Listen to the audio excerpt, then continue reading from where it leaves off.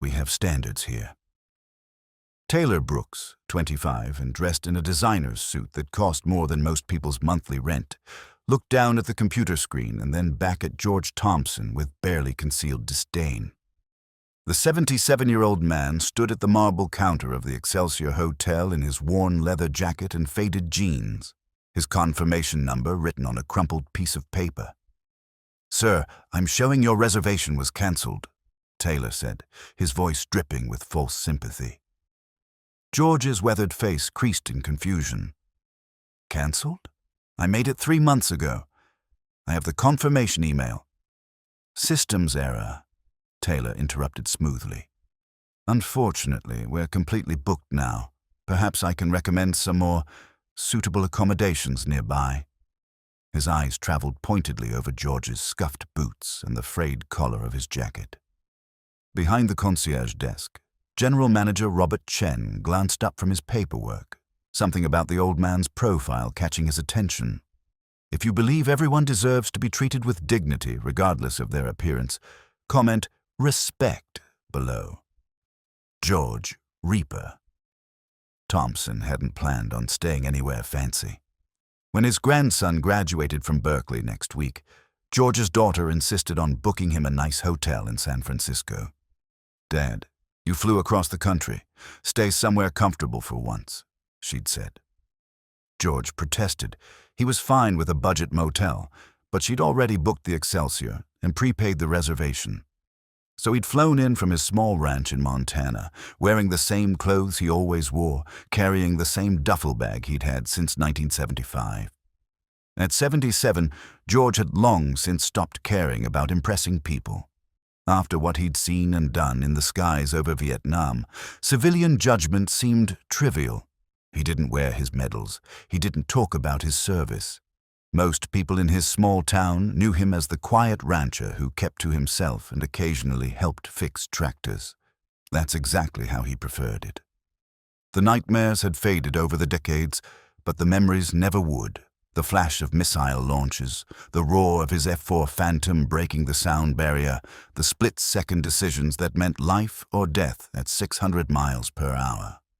Taylor Brooks had worked at the Excelsior for 2 years and had developed what he considered a refined sense for their brand. The hotel catered to tech executives, celebrities, wealthy tourists, people who belonged in a 5-star establishment. He took pride in maintaining standards. Last month, he'd been praised by the previous manager for curating the guest experience. Taylor interpreted that as license to judge who did and didn't fit. When he saw George shuffle up to the desk, moving slowly, gripping the counter with hands that showed age spots and old scars, wearing clothes that looked decades old, he made his decision instantly. This wasn't their clientele.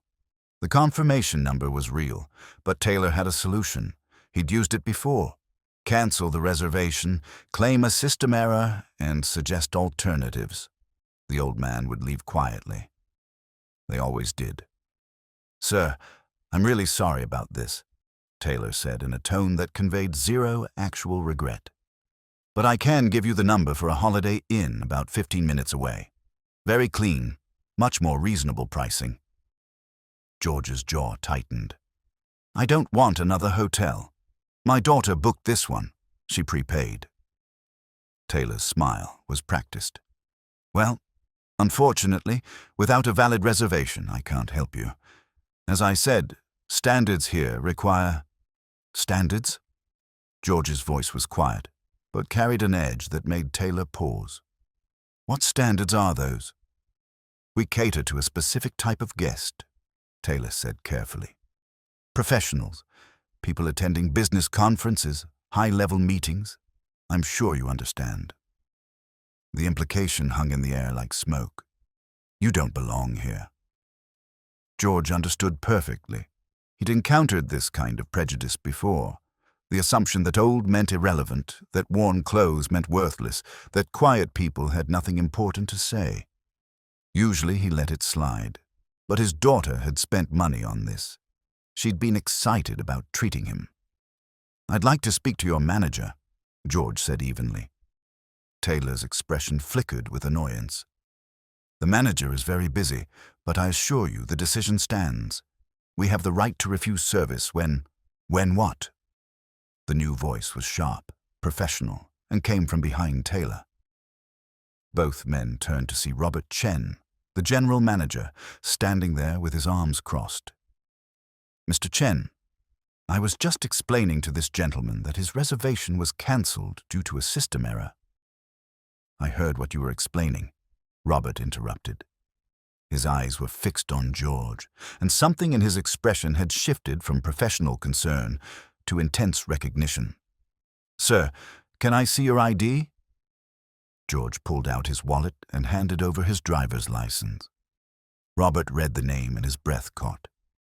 George Michael Thompson, Montana license, born 1948.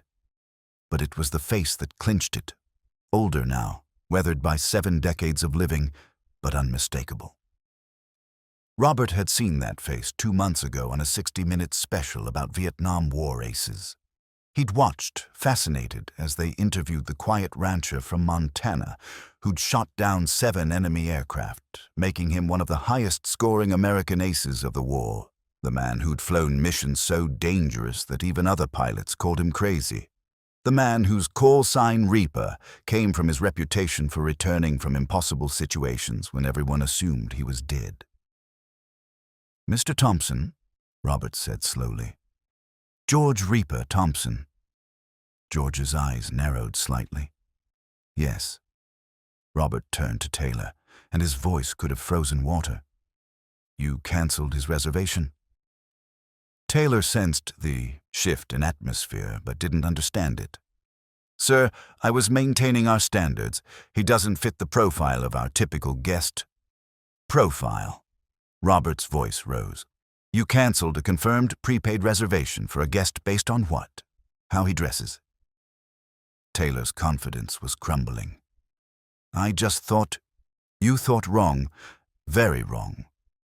Robert looked at George with an expression mixing respect and mortification. "Mr. Thompson, I cannot apologize enough. Are you the George Thompson who was featured on 60 Minutes, the Air Force pilot?" George shifted uncomfortably. "I did that interview. My grandson wanted me to. I don't usually." 7 confirmed kills over North Vietnam, Robert said. 247 combat missions, 3 distinguished flying crosses, the Silver Star. You flew F-4 Phantoms during the most intense period of the air war. They called you the Reaper because you always came back, even when your plane was shot to pieces. The lobby had grown quiet. Other guests had stopped to listen. Taylor's face had gone pale. "In March 1972, Robert continued, his voice thick with emotion, "you were escorting a rescue helicopter to extract a downed pilot. Your flight encountered 8 enemy MiGs. You were outnumbered 4-1. Instead of breaking off, you engaged them to protect the rescue. You shot down 3 enemy aircraft in under 4 minutes while damaged yourself. That pilot made it home because of you." Robert's hands were shaking slightly. "My father was that pilot. Captain James Chen, Army helicopter pilot. He told me that story 100 times before he died. He said a crazy fighter jock with the call sign Reaper saved his life, and he never got to thank him properly." The lobby was silent except for the soft piano music from the bar. George's face had gone very still. "Your father was James Chen? Jimmy Chen from Sacramento?" "Yes, sir." Robert's eyes were wet. "He passed away 5 years ago from cancer, but he talked about you until the day he died. He tried to find you to thank you, but you'd basically disappeared after the war." George's voice was rough. "Jimmy was a good man. Best helicopter pilot I ever saw. I heard he made it home safe. That was enough for me." "It shouldn't have been enough," Robert said. "And now my employee?" He turned to look at Taylor with unconcealed disgust. "This employee just told you that you don't meet our standards, that you don't fit our clientele profile. He cancelled your reservation because he judged you by your clothes and your age." Taylor was backing away from the desk. "Mr. Chen, I didn't know. That's the problem. You didn't know. You didn't care to know. Robert moved behind the desk, typing rapidly. "Taylor, you're fired. Clear out your locker and leave the premises. HR will mail your final paycheck." "But now." Taylor's face went through several shades of red before settling on white. He pulled off his name tag, threw it on the counter, and walked toward the back office, his designer shoes clicking sharply against the marble. Robert turned back to George. "Mr. Thompson, on behalf of the Excelsior Hotel and my family, please accept my deepest apology. Your reservation is not cancelled, it's upgraded. The penthouse suite, complimentary, for as long as you're in the city. All services on the house." George shook his head. "That's not necessary. I just need a room." "Sir," Robert's voice cracked, "my father spent 30 years wishing he could do something for the pilot who saved him. He left me letters about it. One of his last wishes was that if I ever met you, I should thank you properly. Please, let me honor his memory by honoring you." The other guests in the lobby had started clapping. George stood there, uncomfortable with the attention, but something in Robert's face, a mix of gratitude, grief, and hope, made him nod slowly. "All right, thank you." The story hit social media within hours. Someone had recorded part of the confrontation. By evening, Taylor Brooks was trending on Twitter for all the wrong reasons. The video showing him telling George, "We have standards here," followed by Robert's revelation and firing, had been viewed 2 million times. Taylor's LinkedIn was flooded with criticism. His attempts to defend himself, claiming he was just doing his job, only made things worse. The Excelsior Hotel released a statement condemning discrimination and announcing new training protocols for all staff. But they also did something else. They shared George's story, with his permission, and announced a new policy. Any verified veteran would receive automatic upgrades and discounted rates. George's daughter flew in early, shocked by the viral attention. "Dad, I'm so sorry. I just wanted you to have a nice place to stay." George, sitting in a penthouse suite that could have housed his entire ranch house, smiled. "It's all right, sweetheart. Sometimes these things happen for a reason." His grandson's graduation was beautiful, but what stuck with people was the photo someone took of Robert and George, having coffee in the hotel restaurant. Two men whose lives had intersected across time and circumstance, bound by a moment of valor 50 years ago and a moment of judgment last week. Taylor Brooks eventually issued a public apology that felt scripted and insincere. He struggled to find work in hospitality after the incident. In interviews, he claimed he was a victim of cancel culture, that one mistake shouldn't define him.